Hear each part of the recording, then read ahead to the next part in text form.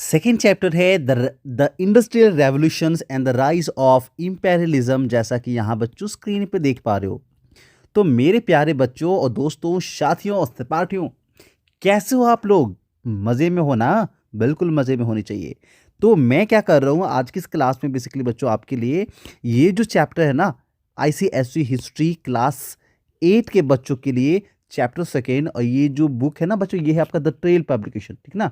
The trail publication की जो है the trail history and civics basically है। और आई थिंक एक सेकेंड, जस्ट अ सेकेंड बच्चों, मैं आपको बता दूँ, ये जो बुक है ना, ये देखो, ये बुक का फर्स्ट पेज मैं आपके लिए लेकर के आया हूँ। और ये बुक जो है वो आई थिंक ये आपके द ट्रेल पब्लिकेशन की नहीं, the trail history and civics बच्चों इसका नाम है। और ये actually the Oxford university press का बुक है, यानी ऑक्सफोर्ड की पब्लिकेशन है। तो पब्लिकेशन कुछ और है, मैंने कुछ और कह दिया, sorry sorry sorry sorry for that. But ये बुक तो यही है, ठीक ना? इसके देखो की फीचर्स वगैरह जो है यहाँ पे दिए गए हैं। और ओ भाई, यहाँ पे की फीचर्स, ये बड़ी सी फोटो मैंने यहाँ पे लगा रखी है। तो ये आपकी बुक है। तो इस बुक का जो है, देखो, इस बुक में जो है टोटल 15 चैप्टर है। तो अभी हम लोग क्या करने वाले हैं, इस बुक के chapter second the industrial revolutions and the rise of imperialism जो बच्चों है, इस चैप्टर की एक्सप्लेनेशन कंप्लीट और डिटेल्स में कराने वाले हैं। तो देखो, साथ ही साथ मेरे फर्स्ट चैप्टर की जो प्रॉपर एक्सप्लेनेशन है, जैसा कि आप देख पा रहे हो, वो बहुत ही बेहतरीन ढंग में करा हुआ है। साथ में जो इमेजेस जहाँ जहाँ जरूरत पड़ी है, मैंने इमेजेस का भी जो है प्रॉपर इस्तेमाल करा है। तो इमेजेस का प्रयोग करके मैंने आपके लिए जो है वो एक्सप्लेनेशन करी है। तो एटलीस्ट वीडियो को यदि आपने नहीं देखा है तो एटलीस्ट वन बार जाकर के देख लो। ये वन शॉट वीडियो, बस 1 आवर एंड कुछ मिनट्स में जो है ये वीडियो खत्म हो जाती है, अप्रॉक्स 1.5 घंटे के। और साथ में ये क्वेश्चन आंसर है, जिसको मैंने करा नहीं है, लेकिन यदि आप कहते हो तो इस क्वेश्चन आंसर को भी मैं करा दूंगा चैप्टर 1 की। बट आज की इस वीडियो में जो हमारा टारगेट है बच्चों, इस चैप्टर सेकेंड को खत्म करनी है। इस पूरे चैप्टर सेकेंड में 2 and 2 4 और 4 6 पेजेस टोटल हैं। तो इन 6 पेजेस की जो है हम लोग वन शॉट वीडियो करने वाले हैं। वन शॉट में पूरी चैप्टर को फिनिश कर देंगे बच्चों। तो चलिए, कैसे हो पूरे एकदम जोश और जुनून के साथ वीडियो के साथ बैठ जाओ। वीडियो में आप क्या करो, पेन और पेपर लेकर के बैठ सकते हो। जहाँ भी कुछ हार्डवर्ड लगे, कुछ इंपॉर्टेंट चीज़ें लगे, आप जो फटाक से नोट कर लेना। कुछ प्रॉब्लम लगे तो एटलीस्ट आप क्या करना, क्वेश्चन नोट कर लो फटाक से। और वीडियो के एंड में आप कमेंट बॉक्स में डाल देना। मुझे जब भी टाइम मिल जाएगी, जब मैं आपकी वीडियो मीन्स मैसेज देख लूँगा, जिस दिन आप पोस्ट करोगे उस टाइम को अधिकतम चांसेस है उसी दिन आपको यदि कोई प्रॉब्लम वाली बात रही तो मैं आपके कमेंट का जो है रिप्लाई तो भाई करूँगा ही, है ना? तो वो रिप्लाई कर दूंगा और आपके जो डाउट्स है बच्चों वो क्लियर हो सकते हैं। यदि यहाँ से भी आपके डाउट्स क्लियर नहीं होती है तो मैंने क्या करा हुआ है, अपने व्हाट्सअप का जो नंबर है वो भी छोड़ कर रखा हुआ। आप चाहे तो व्हाट्सअप नंबर से मुझसे कनेक्ट हो सकते हो। तो चलिए, आज की इस वीडियो को स्टार्ट करते हैं। बट एज यूजुअल गाइस, यदि आप चैनल पे नए हो तो वीडियो को लाइक करें, वीडियो को लाइक करें, चैनल को सब्सक्राइब करें और अपने बाकी के सभी दोस्तों में बच्चों शेयर करें, ठीक है ना? क्या बताओ, आप लाइक कर रहे हो? आप लाइक कर रहे हो ना? लाइक कर रहे हो ना बच्चों? वीडियो को लाइक करें और चैनल को सब्सक्राइब करें, ठीक है? देखो, तो आगे बढ़ते हैं। और देखो, चैप्टर हमारा है the industrial revolutions and the rise of imperialism. तो बच्चों यहाँ से आप समझ सकते हो कि ये जो मॉडर्न एरा है उसमें अब इंडस्ट्रियलाइजेशन स्टार्ट हो रही है। इंडस्ट्रियलाइजेशन स्टार्ट होना, दैट मीन्स कह सकते हो कि जो पहले पहले लोग अपने हाथों से बाय हैंड वो चीज़ों को बनाया करते थे, अब इन्हीं को रिप्लेस करनी है और इन्हें मशीनों की हेल्प से बनानी है, ठीक ना? पहले सोचो, खेती करने के लिए, एग्रीकल्चर करने के लिए मट्टियों को अपने वो हाथों से बाय हैंड वो क्या करते थे, खेतों को खोदते थे, फसल लगाते थे। बट अब जब ट्रैक्टर आ गई है तो लोग ट्रैक्टर का प्रयोग करते कि नहीं करते?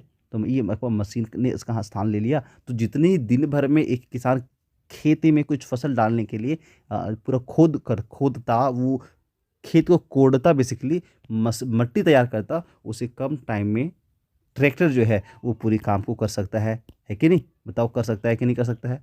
कर सकता है, नहीं कर सकता है? बिल्कुल कर सकता है। तो इस तरह को हम लोग पढ़ने वाले। साथ ही साथ जो है एम्पेरियलिज्म है, वो देखेंगे कैसे एक जो बड़े ताकतवर देश है वो अपने क्या करता है, अपने पावर के दम पे, वो पावर के दम पे क्या कहते हैं, अपने पावर के दम पे जो है आसपास के जो किंगडम हैं या फिर आसपास के जो स्टेट्स है उन पे वो अपना इम्पैक्ट डालता है, ठीक है ना? क्या इम्पैक्ट डालता है, किस प्रकार के इम्पैक्ट डालते हैं बच्चों, वो भी इस वीडियो में आपको समझना होता है। चलिए, विदाउट वेस्टिंग आवर टाइम और इधर उधर की बातें ना करते हुए सीधे हम लोग पॉइंट पे आते हैं। तो अभी मैं पहले आपको ना प्री इंडस्ट्रियल रेवोल्यूशन वाली बात बताता हूँ। अभी का जो टाइमिंग है, सिनेरियो है जब इंडस्ट्रियलाइजेशन नहीं हुई, ठीक ना? यहाँ पे आप देख पा रहे हो कि इंडस्ट्रियलाइजेशन नहीं हुई है, तब का टाइमिंग क्या है? तो उस टाइम पीरियड में बच्चों मेडिवल पीरियड में जो एग्रीकल्चर है वो मेन ऑक्यूपेशन है लोगों की, जो एवरीबडी है वो सबके पास लैंड है और वो सब के सब कहीं ना कहीं किसी प्रकार से एग्रीकल्चर से जुड़े हुए हैं। जो विलेजर्स हैं उनकी बेसिकली मेन जो वर्क्स है वो उनका एग्रीकल्चर है, इसके अलावा और उसके पास कोई और वर्क नहीं है। What ever they needed was made by the artisans and craftsman of the village. देखो, और जो लोगों की नीड है, जैसे मान लो एक गांव में रहने वाले लोगों की, किसान के लिए, एक मान लो गांव में रहने वाले व्यक्ति के लिए उनकी नीड क्या है, उन्हें चाहिए जो भी मटेरियल, वो बर्तन चाहिए, है ना, अटेंसिल चाहिए। तो मट्टी के जो बर्तन है ना, मट्टी के जो बर्तन हैं वो उसको मिल जाएंगे, ठीक ना। उसे मान लो बर्तन चाहिए के बाद मान लो कुछ सामान रखने के लिए टोकरा उखरी चाहिए, टोकरी उखरी, तो उसको देखो जो बम्बू वाले होते हैं ना, बम्बू वाले टोकरी, वो उसको प्रॉपर मिल जाएंगे। अच्छा, और जलावन के लिए जो है अभी के समय गैस है और कोयले हैं, बट उन सब उस वक्त पहले जो है वो वुड का प्रयोग प्रॉपर किया करता था, है कि नहीं। और भी जो मसाले वगैरह है वो गांव में ही हो जाते थे, चक्की मिल गांव में ही है, राइस वगैरह है तो वो भी गांव में प्रॉपर हो जाती थी, और वैद्य वगैरह है जो डॉक्टर की हेल्प चाहिए तो भी गांव में किसी ना किसी प्रकार से अरेंज हो जाती थी। तो कहने का मतलब बच्चों यहाँ पे ये है कि जो गाँव है ना वो पहले सेल्फ सफिशिएंट हुआ करता था, वो जो है अपनी ज़रूरत की, इच्छा की जो चीज़ें वो खुद से पूरा कर लिया करता था।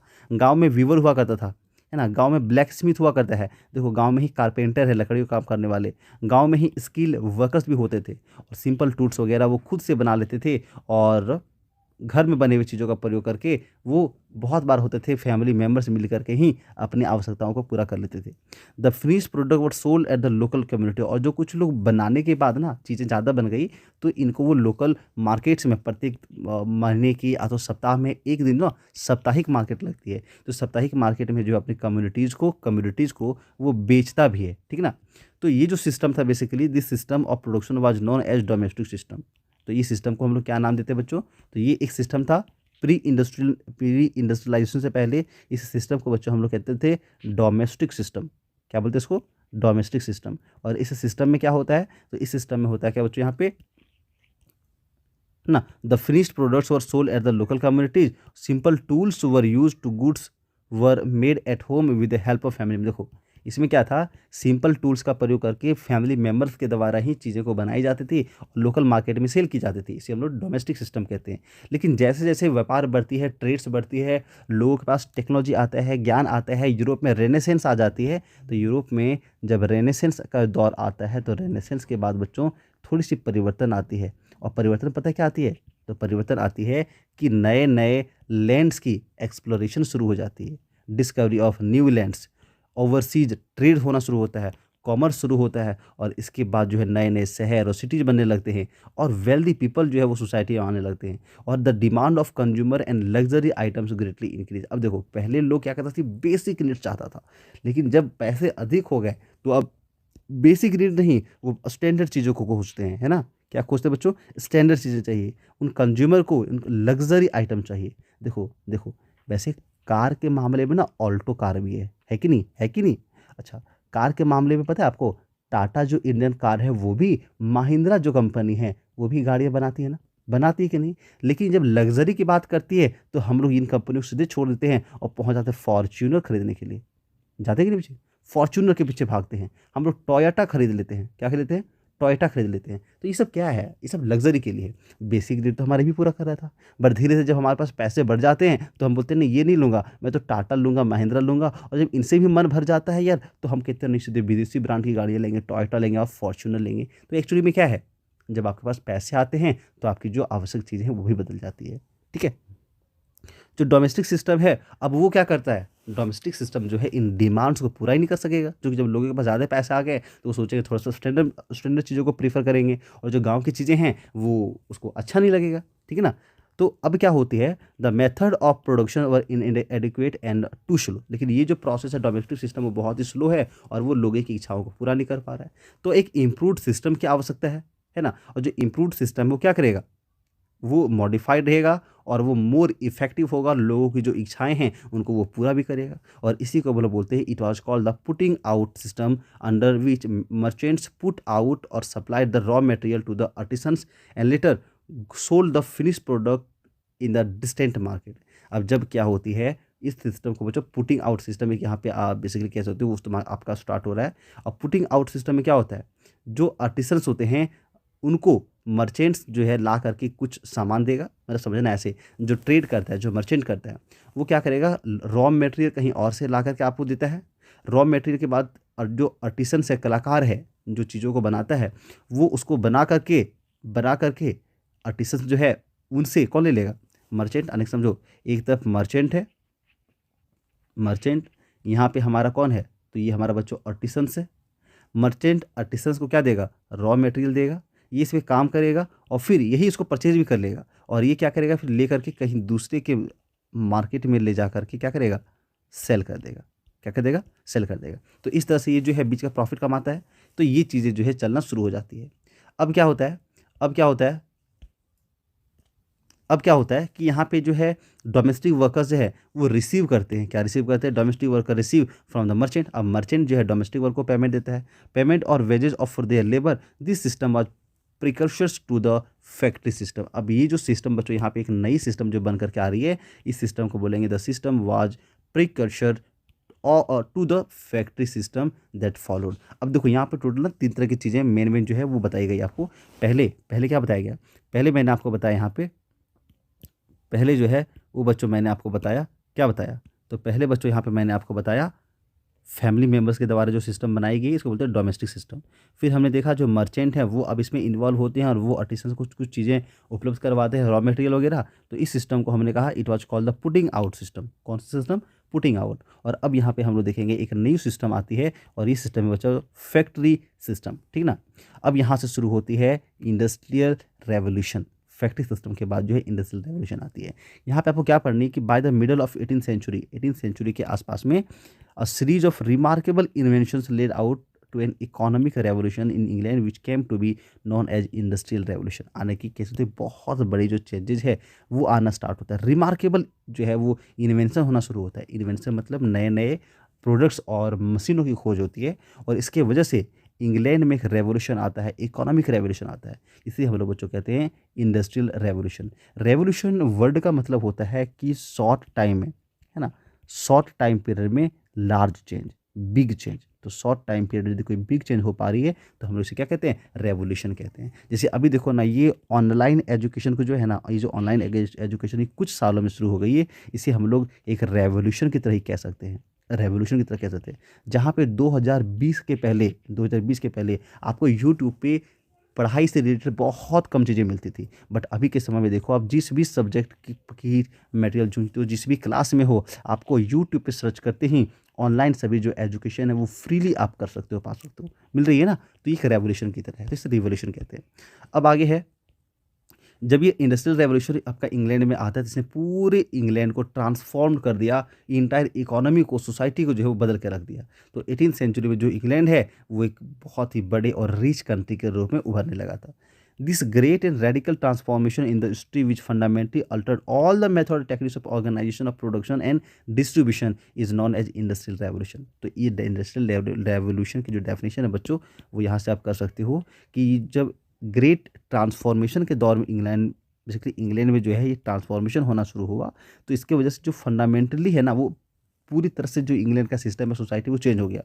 जो मेथड है काम करने की, जो टेक्निक्स हैं, जो ऑर्गेनाइजेशंस हैं प्रॉपर प्रोडक्शन करने की, वो सभी के सभी, और साथ साथ जो डिस्ट्रीब्यूशन की सिस्टम है और जो डिस्ट्रीब्यूशन चेन है वो पूरी तरह से चेंज हो गया। इसे हम लोग कहते हैं इंडस्ट्रियल रेवोल्यूशन। अब कुछ फीचर्स की बात करते हैं, आखिर इंडस्ट्रियल रेवोल्यूशन बच्चों हमारा आया है, इसकी खास बातें क्या है, इसमें क्या ऐसा होने लग गया कि हम लोग इसको इंडस्ट्रियल रेवोल्यूशन कहना शुरू कर दिए। तो देखो मेन जो फीचर्स थे वो यहाँ पे लिखे हैं। पहला लिखना, domestic system of production was replaced by factory system. पहले था बच्चों डोमेस्टिक सिस्टम, मैंने आपको बताया ना स्टार्टिंग में। तो ये जो डोमेस्टिक सिस्टम है, अब इसका स्थान किसने ले लिया, फैक्ट्री सिस्टम ने। अब प्रॉपर जो चीज़ें हैं वो फैक्ट्री में बनने लगी है। दूसरा, पहले जो लेबर है, मैनुअल लेबर होता था, अब उसको मशीन ने से रिप्लेस कर दी गई है। यानी कि पहले डोमेस्टिक सिस्टम में कौन काम करता था, लेबर काम करता था, है ना, लेबर काम कर रहा था। लेकिन अब जैसे फैक्ट्री सिस्टम में आते हो तो यहाँ पे कौन काम करता है बच्चों, तो यहाँ पे मशीन काम कर रहा है। A small scale production give way to large scale production. यानी कि पहले जो है वो प्रोडक्शन कैसे हो रहा था, स्मॉल स्केल प्रोडक्शन हो रहा था, लेकिन अब क्या हो रहा है, लार्ज स्केल प्रोडक्शन हो रहा है। तो इसको रिप्लेस कर दिया गया। तो ये हमारा सेकेंड फीचर और ये हमारा थर्ड फीचर्स हो गया। अब लार्ज स्केल जो कम्युनिकेशन है, सॉरी लार्ज स्केल जो मास मैन्युफैक्चर है, इसका मतलब क्या हुआ कि लार्ज स्केल का मतलब हुआ बड़े लेवल पे जो फैक्ट्रीज में सामान को बनाए जाने लगा।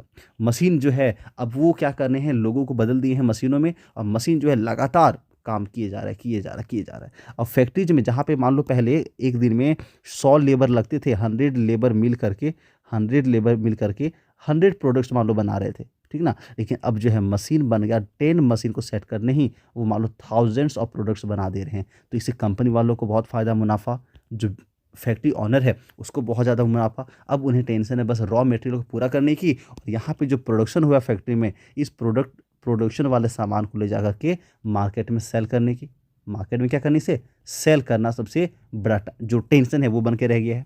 अच्छा, आगे लिखा है these factories including the resource and the means of production were owned by rich merchant known as capitalist. देखो यहाँ से एक वर्ड आता है कैपिटलिस्ट का, बच्चों ध्यान देना। ये जो मर्चेंट है, जो फैक्ट्रीज को ऑन कर रहा है, याद करो पहले जो मर्चेंट था वो क्या करता था, आर्टिसंस को सामान भेजता है, रॉ मटेरियल देता है, आर्टिसंस रॉ मटेरियल को बना करके वापस मर्चेंट को देता था, ठीक ना। मर्चेंट जो है, मर्चेंट क्या करता है, आर्टिसंस को, और आर्टिसंस मर्चेंट को।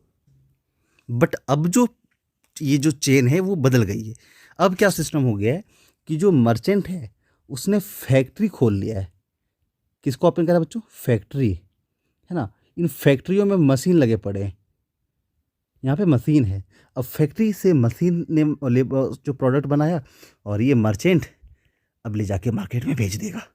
तो ये प्रॉपर जो सिस्टम है इसे हम लोग इंडस्ट्रियल रेवोल्यूशन और इंडस्ट्रियल सिस्टम बोलेंगे। और जो लोग ये काम करते हैं बच्चा, वो कैपिटलिस्ट कहलाने लगा है। अब बात ये समझने वाली है कि आखिर causes of revolution in England, मतलब ये ऐसा होने क्यों लगा। इंडस्ट्री में ही सॉरी इंग्लैंड में ही, कहाँ पे, इंग्लैंड में ही ये जो इंडस्ट्री है यहीं पे क्यों लगा, दुनिया के और भागों में क्यों नहीं लगा। इंग्लैंड से ही जो है वो इंडस्ट्री की शुरुआत क्यों हुई। ये जो इंडस्ट्री है वो कहीं और भी लग सकता था, है ना, प्रश्न है ना, ऐसा क्यों हुआ। देखो, इंग्लैंड में इंडस्ट्री शुरू होने के पीछे कुछ कारण हैं। क्या कॉजेज है भाई, तो causes of industrial revolution in England. ध्यान समझना कि इंग्लैंड में ही ऐसा क्यों हुआ। तो बच्चों ध्यान देना, लिखा है पहला जो पॉइंट है वो है सरप्लस कैपिटल, यानी कि यहाँ के लोगों के पास कैपिटल ज़्यादा है। This surplus capital was used in development of new industries and setting up new factory. तो जो सरप्लस कैपिटल है, जो अधिक पैसे हैं, इन पैसों की इस्तेमाल करी गई न्यू इंडस्ट्रीज़ को डेवलप करने में और फैक्ट्रीज लगाने में। क्योंकि हमने देखा था कि अब जो ट्रेड बढ़ने लगा था ना यूरोप में जो ट्रेड बढ़ने लगा है, तो यूरोप में जब ट्रेड बढ़ा, न्यू लैंड की खोज हो गई, ट्रेड बढ़ा, न्यू जो लैंड है इसकी डिस्कवरी जब यूरोप में हुआ। अच्छा, इसे ध्यान देना, यूरोप यदि मैं कहता हूँ ना, तो यूरोप समझना कई सारे कंट्रीज़ का ग्रुप है, कई सारे छोटे छोटे कंट्रीज़ का ग्रुप है। इतने ही कंट्रीज है जहाँ से ये जो हमारा इंडिया है ना, ये जो हमारा इंडिया है और चाइना है, जितना बड़ा ये इंडिया और चाइना है उससे कहीं ज़्यादा छोटा ये सारे कंट्रीज़ हैं। मतलब ये सारे कंट्रीज़ को यूरोप को मिला दो तब जाके हमारा इंडिया चाइना के बराबर में ये आ पाएगा। तो जिस प्रकार से हमारे कंट्रीज में स्टेट्स होती हैं, क्या होती है, स्टेट्स होती हैं, ठीक उसी प्रकार से यहाँ यूरोप में जो छोटे छोटे हमारे यहाँ स्टेट्स है वो यूरोप में कंट्रीज है। अब क्या होता है, अब तो यहाँ पे जो इंग्लैंड है उसमें इकोनॉमिक ग्रोथ आई है ना, ट्रेड एंड न्यूलैंड के बाद इंग्लैंड में इकोनॉमिक ग्रोथ आई, और एन इंक्रीज ओवरसीज जो ट्रेड है, ओवरसीज ट्रेड मतलब विदेशों में ट्रेड, समुद्र के पार जो ट्रेड है, इसके वजह से उसमें एनर्मस वेल्थ आया है ना। तो जो सरप्लस वेल्थ था इसका प्रयोग वहाँ पे डेवलपमेंट और इंडस्ट्री सेटअप करने के लिए हुआ। दूसरा पॉइंट है बच्चों स्टेबल गवर्नमेंट। इंग्लैंड में जो गवर्नमेंट है वो भी स्टेबल है, और वो जो गवर्नमेंट है उसकी अपनी एक थॉट प्रोसेस है कि हमें ये काम करनी है, और वो महत्वाकांक्षी है, बहुत ज़्यादा डेडिकेटेड है। तो जो पॉलिटिकल स्टेबिलिटी है इंग्लैंड में, उसने एक कंडीशन बना के दिया, फेवरेबल कंडीशन, कि जो फैक्ट्री ऑनर है वो प्रॉपर फैक्ट्री लगाए और लाभ कमाए, प्रॉफिट कमाए। नेक्स्ट है एग्रीकल्चर रेवोल्यूशन। एग्रीकल्चर रेवोल्यूशन भी आया हुआ है। तो there was an agriculture revolution और that preceded the industries revolution. देखो क्या है ना, जो इंडस्ट्रीज़ है इसके लिए जो रॉ मटेरियल है बच्चों, जैसे मान लो आप कपड़े की फैक्ट्री चलाते हैं तो उसके लिए रॉ मटेरियल में आपको क्या चाहिए, कॉटन चाहिए, है ना। यदि आप शुगर फैक्ट्री ऑनर हो, शुगर की फैक्ट्री चलाते हो, तो इसके लिए क्या चाहिए आपको, गन्ना चाहिए, शुगर केन चाहिए, है कि नहीं। तो जो शुगर केन है बच्चों, ये सब कहाँ से आएंगे? ये सब एग्रीकल्चर से आएगा। कहाँ से आएगा? एग्रीकल्चर से आएगा। तो यदि एग्रीकल्चर अच्छा होगा तभी तो आपकी इंडस्ट्री अच्छी होगी, है ना? तो उस वक्त में, उस टाइम पीरियड में कह सकते हो जो इंडस्ट्रियल रेवोल्यूशन है वो अच्छा हुआ और इसके वजह से प्रॉपर रॉ मटेरियल मिला। क्या लिखा? Due to the consolidation of land holding through the enclosures, improvement in the agriculture method, rotations of crops, introduction of new farming machinery. देखो यहाँ पे इंडस्ट्रियल रेवोल्यूशन की वजह से ना क्या क्या बदलाव आया है कह सकते हो एग्रीकल्चर रेवोल्यूशन में, कि जो उनकी एग्रीकल्चर प्रोडक्ट वो बढ़ गई। तो एग्रीकल्चर मेथड उसने बदल दिया, चेंज करा। जैसे कि रोटेशन ऑफ क्रॉप्स, एक ही फसल में, एक ही खेत में बार बार सेम फसल को नहीं लगा रहा है।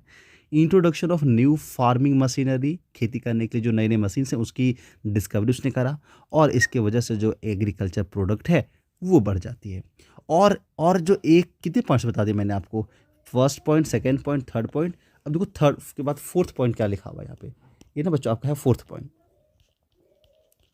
तो फोर्थ पॉइंट बच्चे यहाँ से आप याद रख सकते हो। फोर्थ पॉइंट में क्या लिखा हुआ है कि मैकेनाइजेशंस ऑफ एग्रीकल्चर, जो एग्रीकल्चर में मैकेनाइजेशन हुआ, मैकेनाइजेशन मतलब मशीनीकरण हुआ, मशीन से प्रॉपर जो एग्रीकल्चर होना शुरू हुआ, इसके वजह से किसान जो है वो अनएम्प्लॉयड हो गए।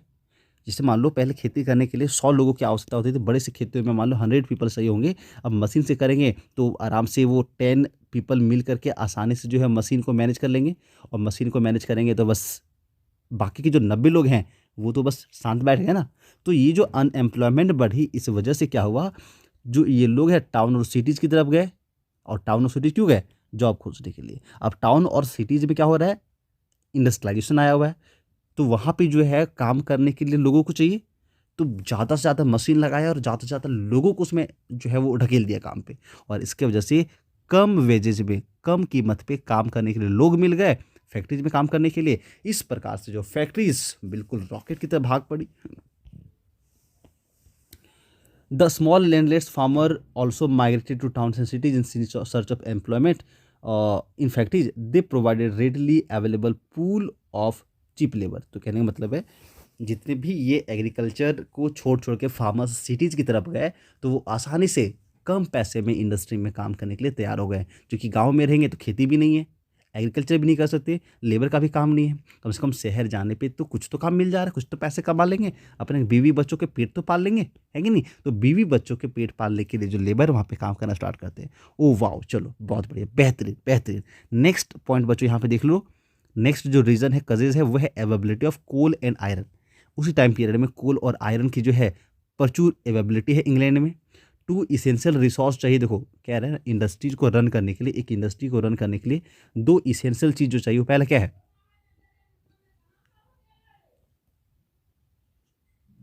पहला फ्यूल, और दूसरा क्या चाहिए? लेबर। तो फ्यूल भी है, लेबर भी है कि नहीं?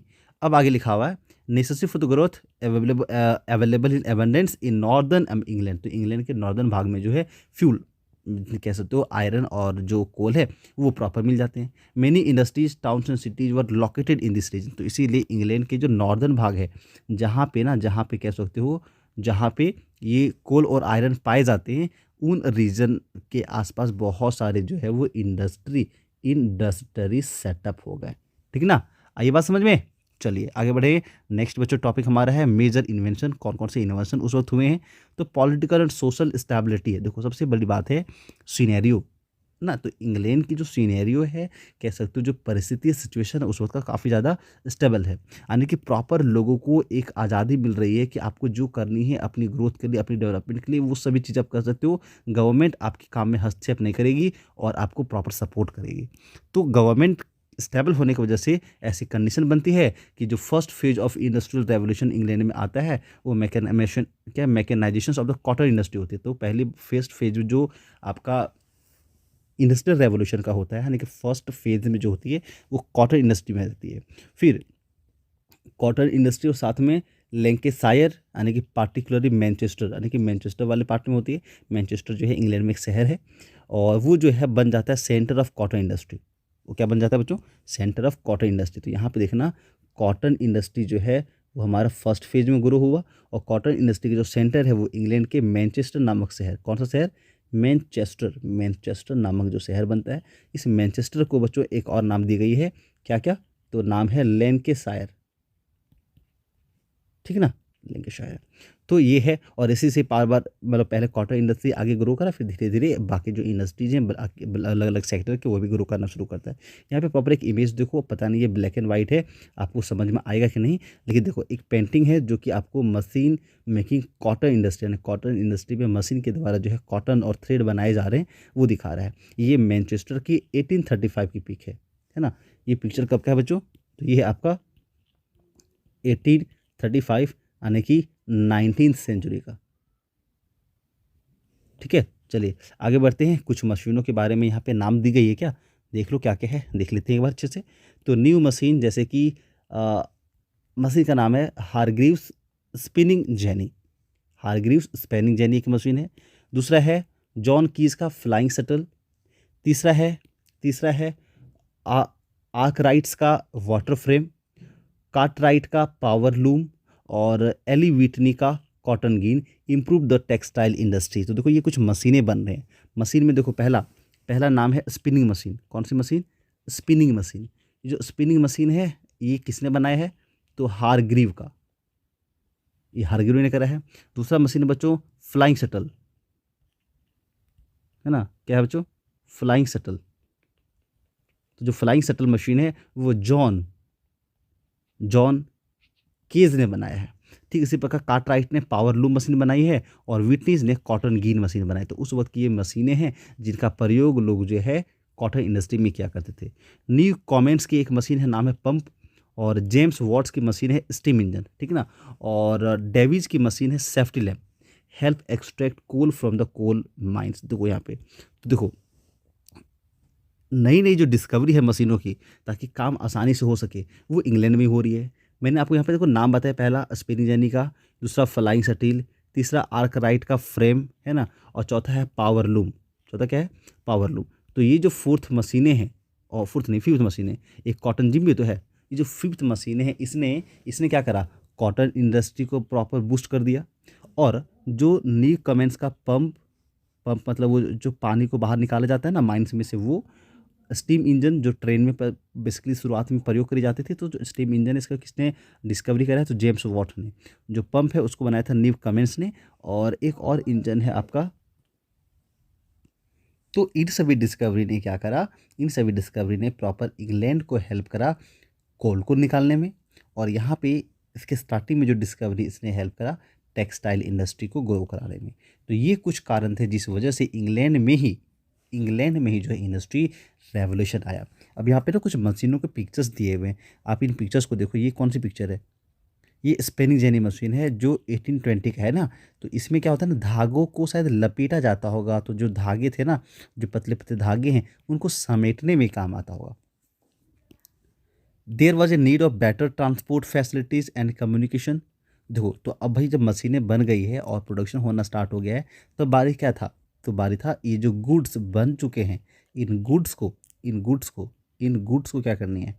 इन्हें सेल करनी है। तो ये सेल करने के लिए आपको वन प्लेस से अनदर प्लेस तक जो है ट्रांसपोर्ट करनी पड़ेगी।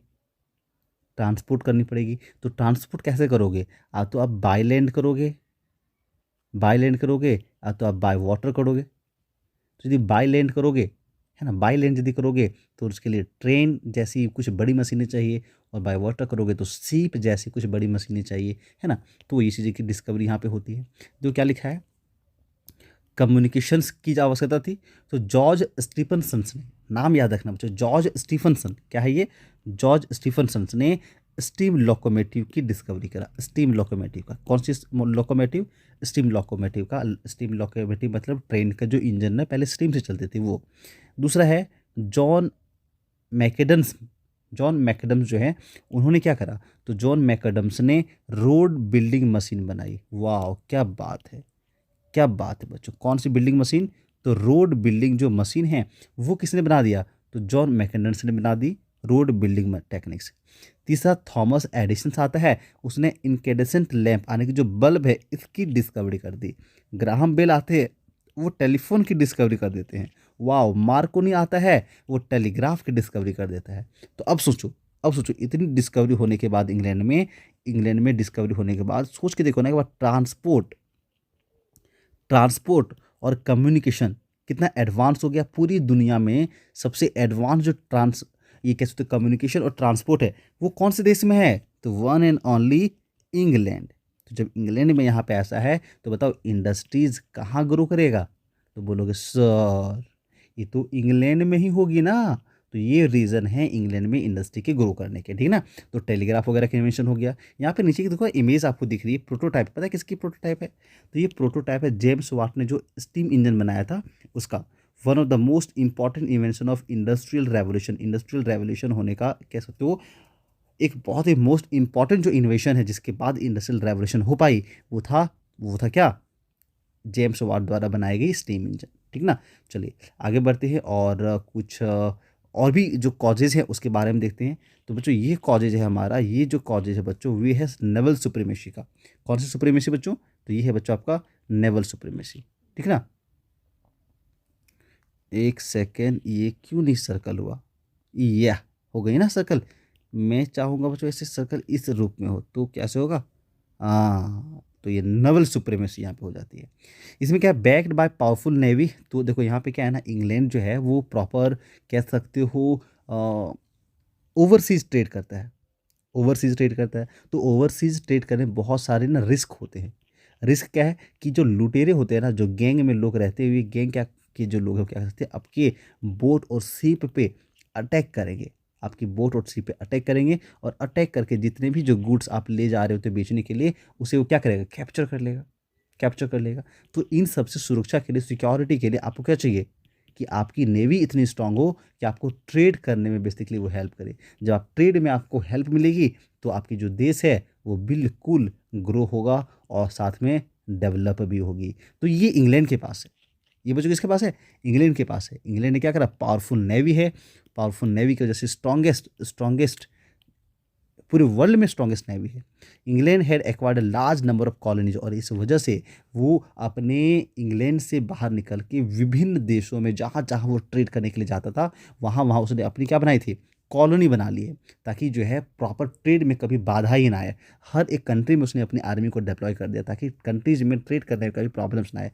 जैसे अभी के समय में आपको पता होगा, अभी के समय में जो आपका अमेरिका है, यूएसए है ना, उसने दुनिया के ऑलमोस्ट कई सारे कंट्रीज़ में अपनी आर्मी को बैठा के रखा हुआ है, ताकि वो क्या कहते हैं, जियो पॉलिटिक को भी वो कंट्रोल कर रहा होता है और साथ ही साथ जो ट्रेड है, उसकी जो ट्रेड है वो पूरे वर्ल्ड में फैली हुई है और वो बहुत बड़े लेवल पे ट्रेड में फैली हुई है। वो जिस देश को चाहे ट्रेड से नुकसान पहुंचाना तो ट्रेड से उसको नुकसान पहुंचा सकता है। अभी के समय में जिस प्रकार से पहले इंग्लैंड हुआ करता था ना, अभी अमेरिका है, तो ट्रेड से अमेरिका जो है अभी नुकसान पहुंचा सकता है। पूरी दुनिया में उसने अपनी आर्मी को फैला के रखा हुआ है और हर जगह हर जगह, जैसे अभी कॉलोनी तो नहीं कह सकते अमेरिका का, कॉलोनीज तो नहीं कह सकते, पर यूरोप के इंग्लैंड ने उस जमाने में क्या करा था, कॉलोनीज बना लिया था हर जगह अपने अपने।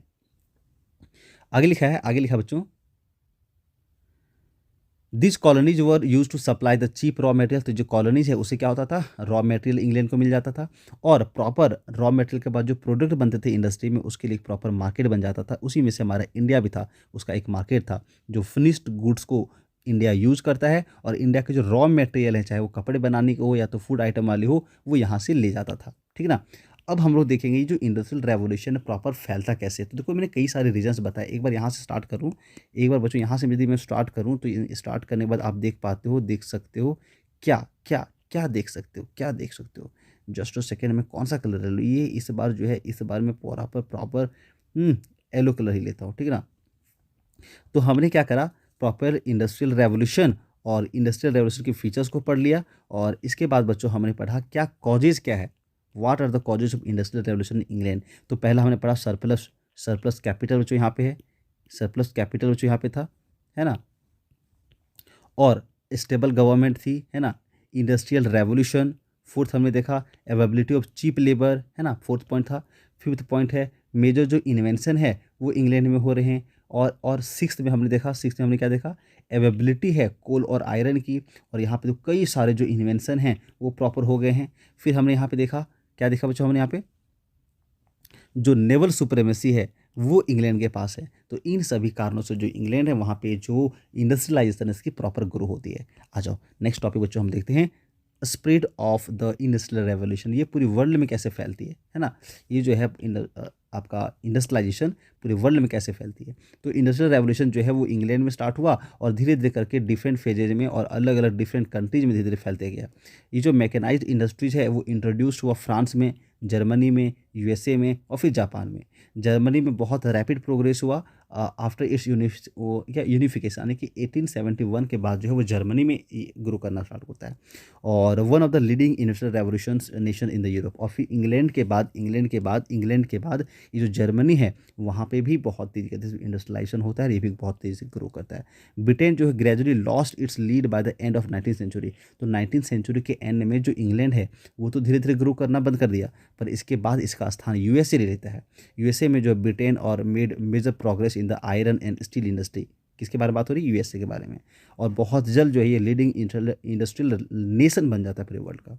फिर ये रसिया पहुंचता है इंडस्ट्रियलाइजेशन, और रसिया में ये बहुत धीरे धीरे शुरू होता है, शुरुआत इसकी धीरे होती है।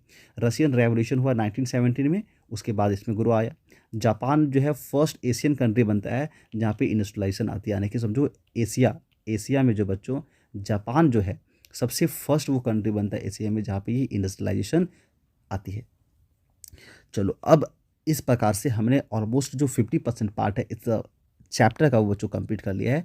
अब मैं आपको बताने जा रहा हूँ यहाँ पे कि कैसे आप जो है इसका इम्पैक्ट हमारे सोसाइटी में क्या पड़ा। इंडस्ट्रियल रेवोल्यूशन मान लो हुआ तो हुआ, लेकिन इंडस्ट्रियल रेवोल्यूशन की वजह से बच्चों क्या प्रभाव पड़ा। तो इंडस्ट्रियल रेवोल्यूशन की वजह से जो इंटायर फैब्रिक सिस्टम है वेस्टर्न सोसाइटी का वो बदल गया। The transformation was so profound that condition of life change beyond recognition. लोगों की जो लाइफ है वो बदल जाती है। क्या क्या इंपैक्ट पड़ा था? पहला इकोनॉमिक इंपैक्ट पड़ा, अर्बनाइजेशन होती है। जो इंडस्ट्रियल रेवोल्यूशन है इसके वजह से बहुत सारे नए नए टाउन और जो शहर हैं वो बनते हैं। जो लोग हैं वो गांव को छोड़ छोड़ करके इंडस्ट्रियल वाले जो टाउन है, शहर है, वहाँ पे जाकर के बसने लगते हैं। जॉब्स की तलाश में वो शहर जाता है और जो पॉपुलेशन है उसमें बहुत बड़ी चेंज आती है। नेक्स्ट है फैक्ट्री सिस्टम का एक बेसिकली स्टार्टमेंट होती है। तो इंडस्ट्रियल रेवोल्यूशन जो है इसकी वजह से जो है डोमेस्टिक सिस्टम पूरी तरह से कोलैप्स कर गया, है ना। डोमेस्टिक सिस्टम पूरी तरफ से कोलैप्स कर गया। इंडिया में भी डोमेस्टिक सिस्टम हुआ करता वो कोलैप्स कर गया। जो वर्कर्स हैं अब वो फैक्ट्रीज में काम करने लगे हैं। मशीन से बने हुए जो सामान हैं वो बहुत लार्ज स्केल पे प्रोडक्शन होती थी और वर्क जो है वो डिवाइड हो गया between people according to their ability and capability. तो जिस प्रकार से लोगों के पास एबिलिटी थी उसके अकॉर्डिंग जो है काम बढ़ जाते हैं। फिर डिवीजन ऑफ लेबर होता है, जो लेबर की कैटेगरी है ना वो भी बढ़ जाती है। जो मेन कैरेक्टरिस्टिक्स है इंडस्ट्रियल रेवोल्यूशन का वो था division of labour. Each person और group of people perform specialised task. देखो, तो अब देखो इंडस्ट्री के कई सारे टाइप्स हो गए, है ना। कॉटन इंडस्ट्री अपना अलग चल रहा है ना। माइनिंग इंडस्ट्री अपना अलग चल रहा है। फिर जो आपका लोहा बनाता है, लोहा से छड़ बना रहा है या तो रेलवे की पटरियां बना रहा है, तो और भी जो चीज़ें लोहे की बनती होगी उसका अपना अलग इंडस्ट्रीज है। तो अब जो लोग एक तरह के काम करते हैं तो वो उसमें क्या हो जाते हैं, उसमें स्किल आ जाती है ना। एक ही काम को बार बार करते हो तब स्किल्ड हो जाते हो। तो यहाँ पे जो है अलग अलग डिवीज़न ऑफ लेबर बन जाता है। कुछ अलग सेक्टर में काम कर रहा है, कुछ अलग सेक्टर में काम कर रहा है। जैसे यहाँ पे देखो, मोबाइल बनाने वाले जो लेबर होते हैं वो भी लेबर कहलाए जा रहे हैं। घर में बनाने के जो लेबर हैं वो भी घर बनाने वाले जो लेबर होते हैं, जो घरों को निर्माण करते हैं वो भी बच्चों प्रॉपर लेबर ही कहलाता है। पर क्या ये दोनों लेबर को हम सेम कह सकते हैं क्या? नहीं, तो दोनों की जो स्किल है वो अलग है। कैपिटलिज्म एंड इकोनॉमिक डिस्पैरिटी होती है। जो इंडस्ट्रियल रेवोल्यूशन है उसकी वजह से क्या है, concentration of wealth in the hand of the capitalist. जो बड़े बड़े अमीर लोग थे जो फैक्ट्री चला रहे थे, अब पूरे विश्व का जो पैसा है तो पूरे कंट्री का जो पैसा है वो इन लोगों के हाथों में आ गया। किनके हाथों में? कॉन्सेंट्रेशन जो वेल्थ है वो कैपिटलिस्ट के हाथों में आ गया। कैपिटलिस्ट कौन है बच्चों? तो ये आपका है फैक्ट्री ऑनर। ये कौन है? फैक्ट्री ऑनर जो है वही तो आपका कैपिटलिस्ट है कि नहीं। अच्छा, इसके बाद है प्रॉपर रीच होते जाते हैं, मीन्स ऑफ प्रोडक्शन जो है वो चेंज हो जाता है। Worst majority of workers were employed in the capitalist in their factories and worker under them for wages. यानी कि अब वर्कर्स को जो है ये पैसे देते हैं उनको और काम लेते हैं, कभी कभार अधिक से अधिक काम ले लेते हैं और पैसे कम देते हैं। तो एक प्रॉपर क्या होती है, डिवीज़न आ जाती है। डिवीज़न क्या, कैपिटलिस्ट जो है वो प्रॉपर ग्रो करते जाता है और जो आपकी लेबर होते हैं वो धीरे धीरे और गरीब के गरीब होते जाते हैं। इनके बीच में जो गैप है प्रॉपर वो बढ़ जाती है। आगे है there was a wide gulf between the rich capitalist and the poor worker. तो पुअर वर्कर और रिच कैपिटलिस्ट के बीच में बहुत बड़ी गैप होती है। ये इकोनॉमिक इनइक्वलिटी जो आता है इसकी वजह से सोशल इनइक्वलिटीज भी आती है। और फिर बाद में बच्चों हम लोग देखेंगे इनके वजह से एक प्रॉब्लम हो जाती है यूरोप में। और क्या होता है, सोशलिज्म का ग्रोथ हो जाता है। ये जो कैपिटलिस्ट और लेबर के बीच में गैप बढ़ गया है ना, तो ये गैप बढ़ गया है। तो गैप जो बढ़ गया है अमीरी और गरीबी के बीच में, इसकी वजह से सोशलिज्म का जन्म होता है। वो भी हम लोग इसके बाद की चैप्टर्स में पढ़ने को मिलेगा, या फिर वो मे भी इसी चैप्टर में पढ़ना पड़ जाए। नहीं, यहाँ पे तो नहीं है, अगले चैप्टर में पढ़ेंगे हम लोग, ठीक है ना। नहीं, देखो यहाँ पे सोशलिज्म दी हुई है, तो सोशलिज्म को इसी चैप्टर में पढ़नी है। आगे expansion of trade and commerce. अब धीरे धीरे जो ये ट्रेड एंड कॉमर्स है वो बढ़ते जाता है। सरप्लस गुड्स जो है उसको बाहर के देशों में बेचा जाता है। जो प्रॉफिट है वो अधिक से अधिक कमाने का प्रयास करा जाता है। अब जिस देश में इंडस्ट्री है, तो इंडस्ट्री की वजह से जो नेशन है वो बहुत ज़्यादा रिच और प्रॉस्पेरस हो जाता है। स्टीम इंजन के बाद स्टीम शिप्स बनाई जाती है, और बहुत लार्ज अमाउंट में जो प्रोडक्ट्स हैं, गुड्स हैं, उसको एक कंट्री से दूसरे कंट्री में बाय रूट, बाय सी भेज दी जाती है। प्रोडक्शन जब बढ़ जाती है तो जो नेशन है वो न्यू मार्केट की तलाश में एक स्थान से दूसरे स्थान तक जाता है अपना प्रोडक्ट को सेल करने के लिए। इसकी वजह से कॉम्पिटिशन बढ़ने लगता है। अब हर देश प्रोडक्ट्स बनाने लगी है, तो वो बेचेगा कहाँ?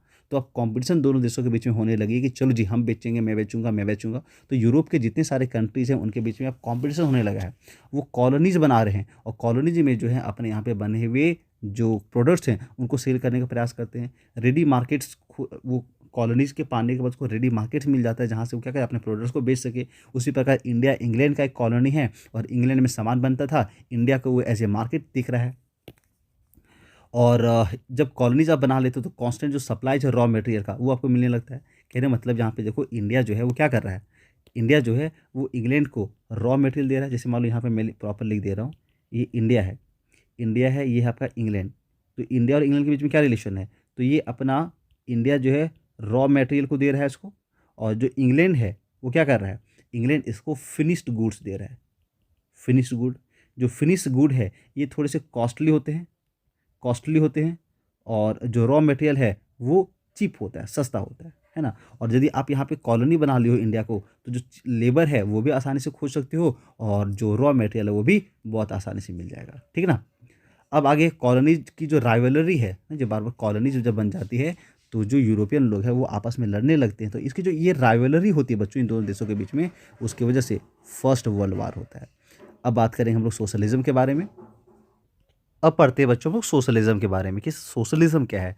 तो सोशलिज्म बेसिकली समझना, ये एक कॉन्सेप्ट है जहाँ पे हम लोग बात करते हैं कि जो सोसाइटी के जो पुअर पीपल है उनके हेल्प से और सपोर्ट से गवर्नमेंट चलनी चाहिए। क्योंकि सोसाइटी के जो रिच पीपल हैं उनकी संख्या बहुत कम है, वेरी लेस इन नंबर है। बट वेल्थ के मामले में 90% से अधिक लोगों के पास जितनी पॉपुलेशन नहीं है, उतनी पॉपुलेशन ये 10% वेल्दी लोगों के पास में है। तो कहने का मतलब है कि जो सोसाइटी है उनमें जिनकी संख्या अधिक है पर कंट्रोल उनका नहीं है, तो इसलिए सोशलिज्म होती है। Socialism was a reaction to the evils of capitalism. तो कैपिटलिज्म लोग जो अपनी पैसे आने के बाद, घमंड आने के बाद, पावर आ जाने के बाद, वो जो अपने से गरीब और कमज़ोर लेबर वर्ग के लोग थे उन पे जो वो कैसे ना एक्सप्लॉइटेशन कर रहे थे, उनका रिएक्शन था, प्राइवेट ऑनरशिप के खिलाफ था। पीपल जो हैं वो चाहते थे सोशलिस्ट सेटअप करना, और ये इसलिए चाहते था कि जो पुअर क्लासेस उनको प्रॉपर अपनी जो एक राइट्स है वो मिल सके। The means of production capital is owned by society. Means of production, जो ये प्रोडक्शन का मीन है जिससे पैसा आता है, वो चाहता था कि सोसाइटी ऑन करे, ना कि कोई प्राइवेट प्लेयर और कोई कैपिटलिस्ट पीपल ना करे। जो कैपिटलिस्ट पीपल है उनके द्वारा फैक्ट्रीज को ऑन ना करा जाए, क्योंकि जो कैपिटलिस्ट है इनका एक ही लक्ष्य है, क्या? पैसे कमाना। लेकिन यदि यही जो सोसाइटी के हैंड में रहेगा, कंट्रोल किसके पास रहेगा? सोसाइटी। और सोसाइटी डायरेक्ट कंट्रोल नहीं रख पाई तो वो गवर्नमेंट के थ्रू रखती है। यदि सोसाइटी के पास कंट्रोल होगा तो सोसाइटी का जो मकसद होगा वो सिर्फ पैसे कमाना नहीं रहेगा, बल्कि सोसाइटी को अपलिफ्ट करना होगा, यानी कि गरीब लोगों का सेवा करना, भला करना होगा। तो यहाँ से जो कैपिटलिज्म है उसकी विरोध करी जाती है और सोशलिज्म को अपनाया जाता है, ठीक ना। देखो यहाँ पे क्या लिखा है, कहने का मतलब है कि एवरीबडी वुड वर्क, सब लोग काम करे, और जो शेयर है वो बाकी लोगों में शेयर इक्वली जो प्रॉफिट्स बेसिकली समय ना, फैक्ट्री से जो प्रॉफिट आता है, ये जो प्रॉफिट है वो बाकी के सभी में बांट दी जाए। मतलब समझ रहे हो क्या बात हो रही है? मतलब फैक्ट्री होगा बट मालिक इसका एक नहीं, इसका जो मालिक है वो सोसाइटी होगा, और जो इससे प्रॉफिट आएगा बच्चों, जो प्रॉफिट आएगा वो प्रॉफिट को सोसाइटी में बांट दी जाए। अब प्रॉफिट को सोसाइटी में कैसे बांटा जाएगा? तो हम क्या करेंगे, जो खाने पीने की चीज़ें हैं इसके प्राइस को घटाएंगे, कम हो जाएगा। हम क्या करेंगे, जो डेली नीड्स के सामान हैं उनके प्राइस को कम करेंगे तो ये सोसाइटी के पास पहुंच जाएगा। हम सोसाइटी में रहने वाले लोगों के लिए रोड बनाएंगे, लोगों को मिल जाएगा।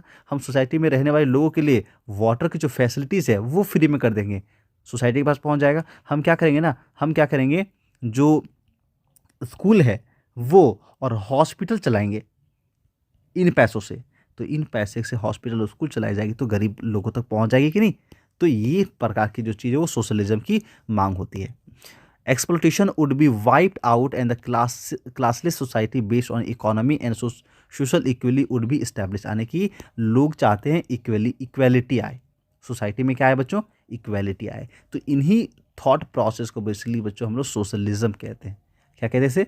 सोशलिज्म कहते हैं। आई होप की चीज़ आपको समझ में आई होगी। मैं इसे क्लीन कर दूँ क्या एक बार? चलो इसे क्लीन कर देता हूँ। आई थिंक आप जो है पेन पेपर लेके रखे हो, साथ ही साथ चीज़ें को, वीडियो को पॉज करके नोट भी करते जा रहे होंगे, है कि नहीं?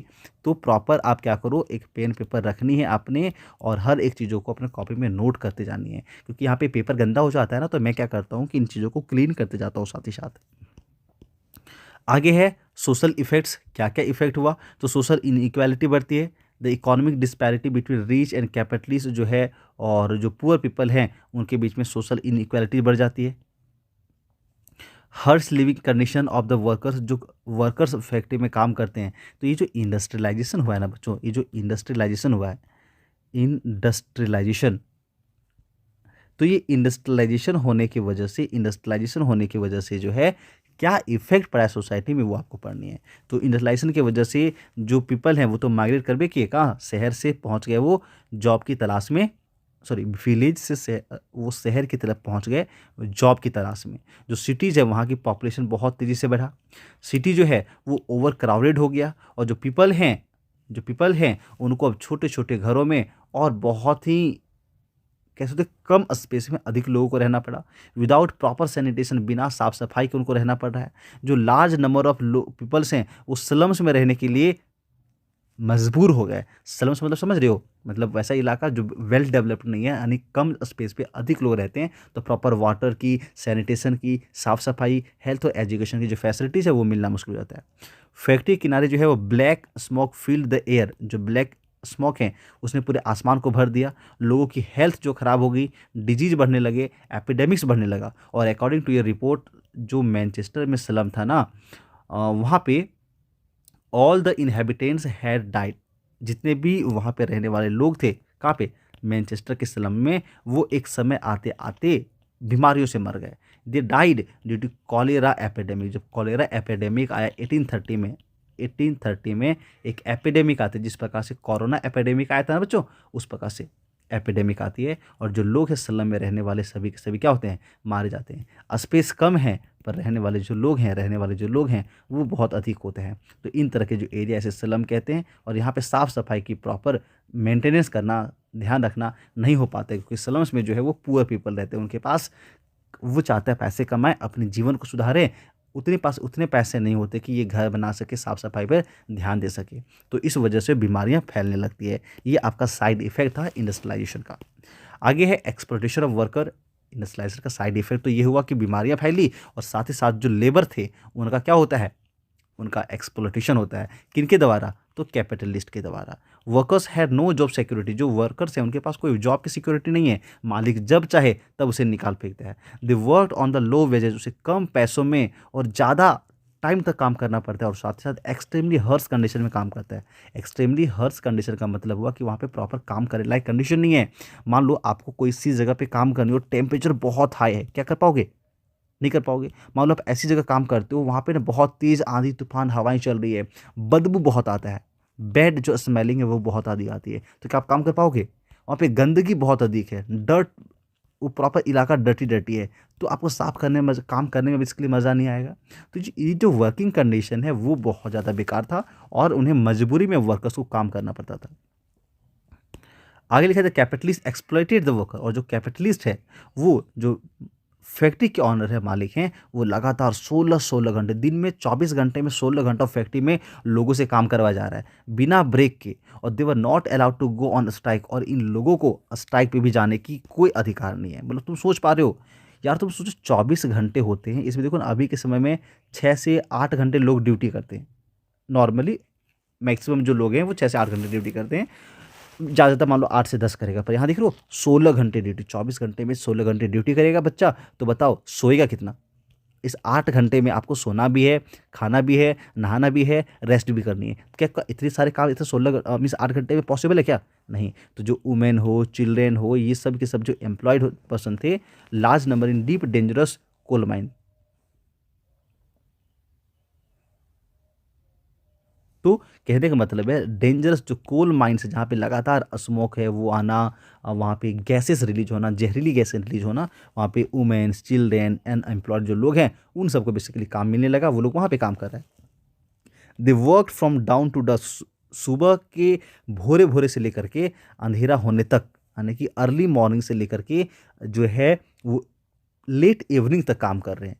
नो कॉम्पनसेशन, और उन्हें ये सब काम करने के बदले कोई एक्स्ट्रा वेजेस नहीं मिल रहा है कि वो जब लेट तक काम कर रहे हो तो ज़्यादा पैसे मिल जाएंगे, और वो भी कैसे काम कर रहे हैं? लो वेजेस में। यहाँ पे एक पिक्चर देखो दी हुई है, picture showing children working in A factory. Children देखो, बच्चे जो हैं वो फैक्ट्रीज में काम कर रहे हैं। अच्छा, फैक्ट्रीज में बच्चों को काम क्यों मिलता होगा?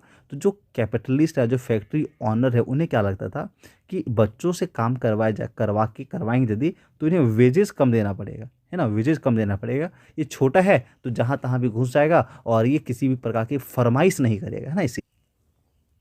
ओके, तो आपने समझा ना क्या कि यहाँ पे जो प्रॉपर कंडीशन है वर्कर्स की बहुत ज़्यादा पुअर थी।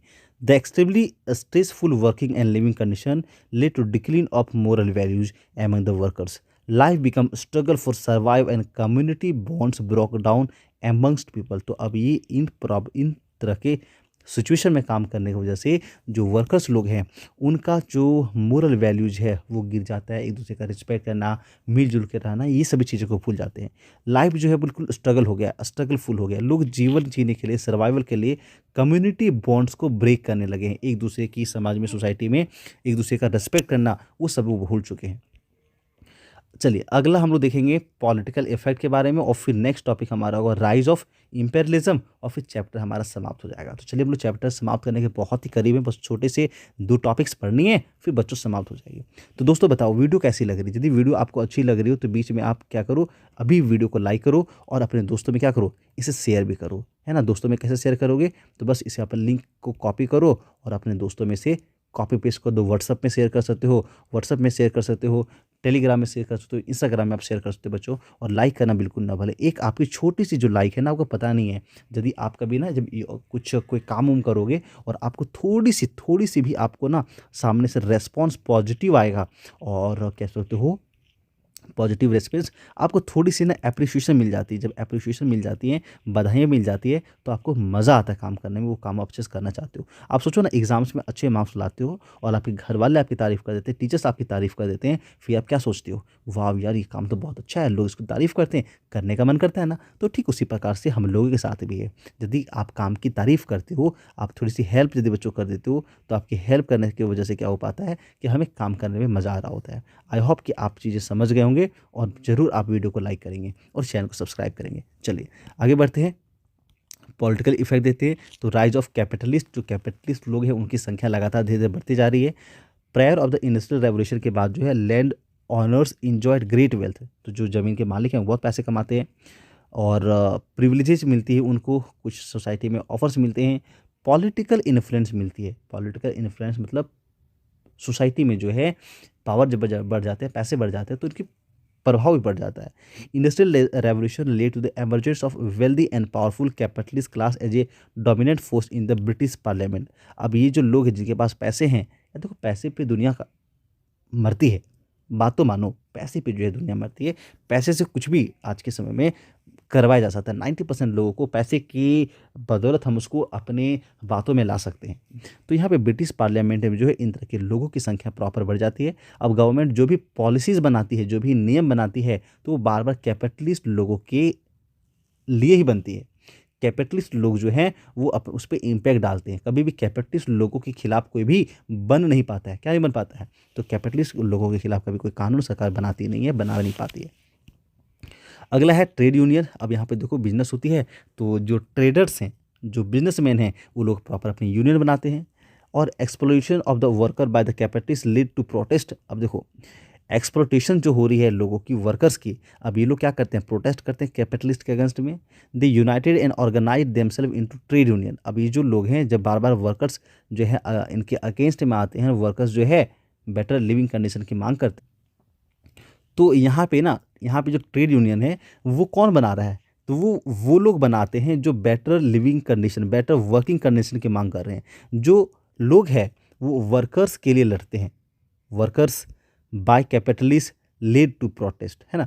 अब बेसिकली जो एक्सप्लोटेशन हो रहा है कैपिटलिस्ट लोगों के द्वारा, इसकी वजह से जो वर्कर है वो प्रोटेस्ट पे जा रहा है। यूनाइटेड एंड ऑर्गेनाइज, वो सब आपस में आते हैं। जो कोई यदि एक वर्कर कोई बात कर रहा होगा तो फैक्ट्री ऑनर जो है उसे मार देगा, फेंकवा देगा, कटवा देगा, गायब कर देगा। लेकिन यदि यूनिटी रहती है और पूरे कंट्री में जितने सारे लेबर वर्क है जो अलग अलग फैक्ट्री में काम करे, वो सब यदि यूनाइट हो जाए और एक साथ आवाज़ उठाए, तब तो कुछ तो काम बनेगा। तो ये जो चीज़ें हैं वो होना स्टार्ट होती है।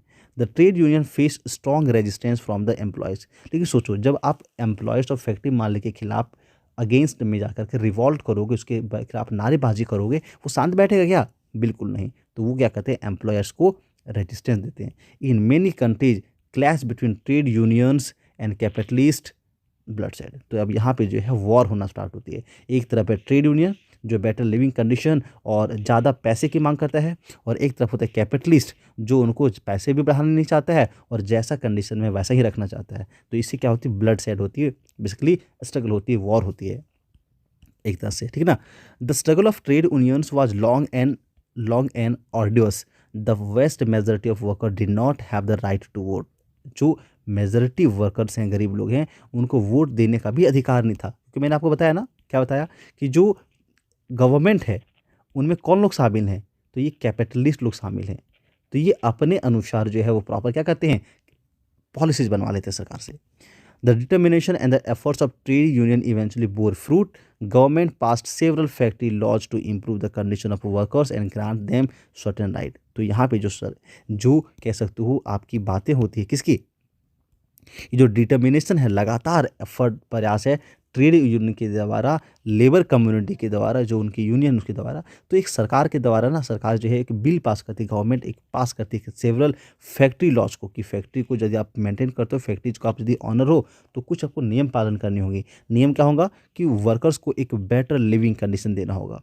ग्रांट देम सर्टेन राइट्स, जो पीपल हैं काम करने वाले, उनको कुछ राइट्स देनी होंगी। तो बेसिकली यहाँ पे हम लोग देख पा रहे हैं कि गवर्नमेंट के जो पार्लियामेंट हैं उसमें कैपिटलिस्ट लोग के होने के बाद भी गवर्नमेंट जो है कुछ लॉ बनाती है देश के लोगों के लिए। अब लास्ट टॉपिक बच्चों हमारा है, लास्ट और सबसे इंपॉर्टेंट टॉपिक जो बच्चों है कि राइज ऑफ इम्पेरियलिज्म। इम्पेरियलिज्म जो है वो कैसे बढ़ती है? तो बेसिकली इम्पेरियलिज्म एक पॉलिसी है जिसमें हम लोग क्या करते हैं? कंट्रीज के पावर को एक्सटेंड करते हैं, यानी अपने कंट्री का जो पावर है इसके प्रयोग से, इसकी मदद से हम आसपास के कंट्रीज और दूर दराज के जो कंट्री, पुअर कंट्रीज होते हैं, उसको अपने इन्फ्लुएंस में ले आते हैं और हम अपने अनुसार उनसे काम करवाते हैं। हम लोग इसके लिए मिलिट्री का यूज़ करते हैं और कॉलोनाइजेशंस करते हैं, और इसके इस तरीके से हम लोग क्या करते हैं? दूसरे देश को अपने कंट्रोल में ले लेते हैं। तो दूसरे देश को अपने कंट्रोल में लेने की जो प्रक्रिया है बच्चों, इसे हम लोग इम्पेरियलिज्म कहते हैं।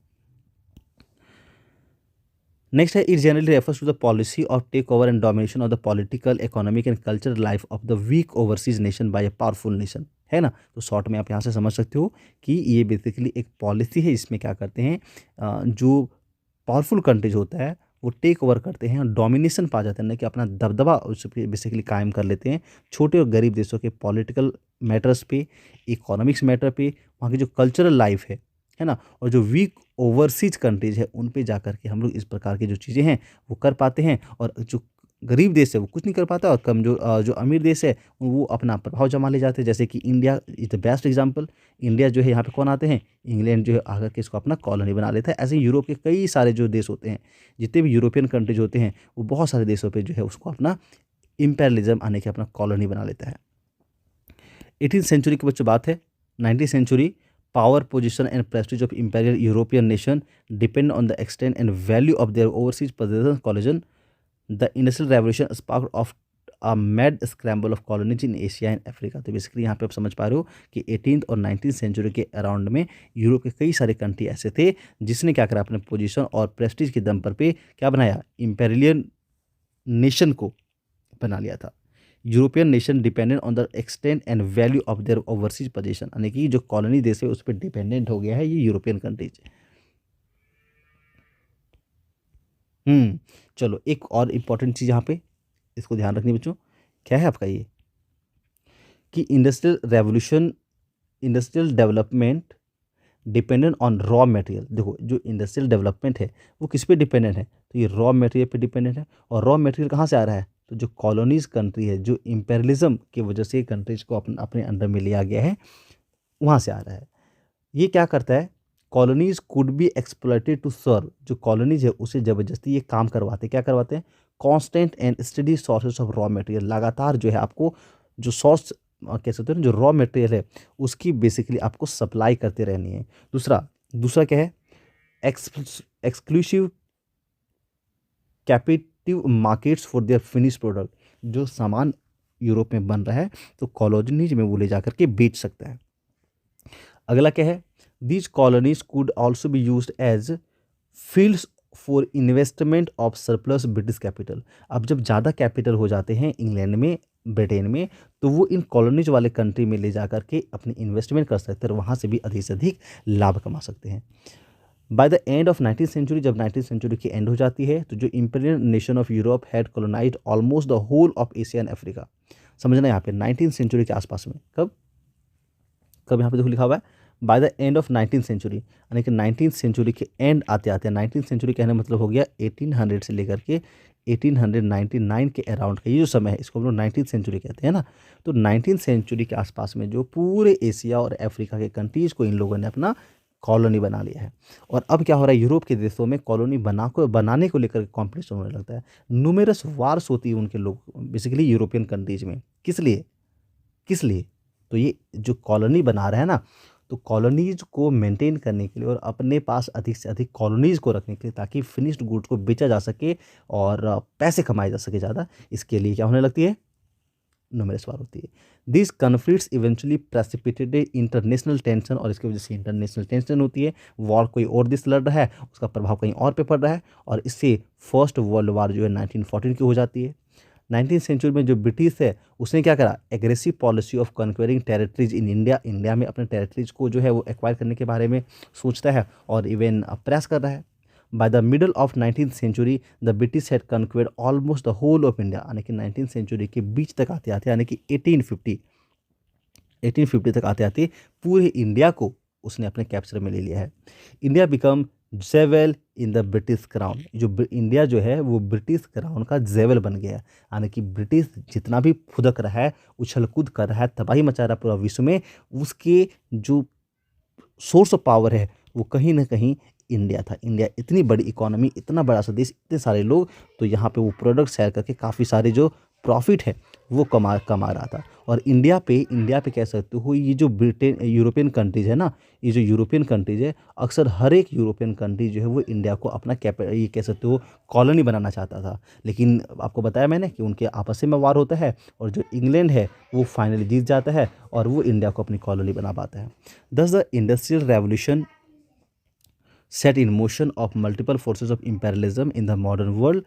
In the race of supremacy, Britain surged ahead and emerged as the clear winner and creator of the largest and most powerful empire in the world.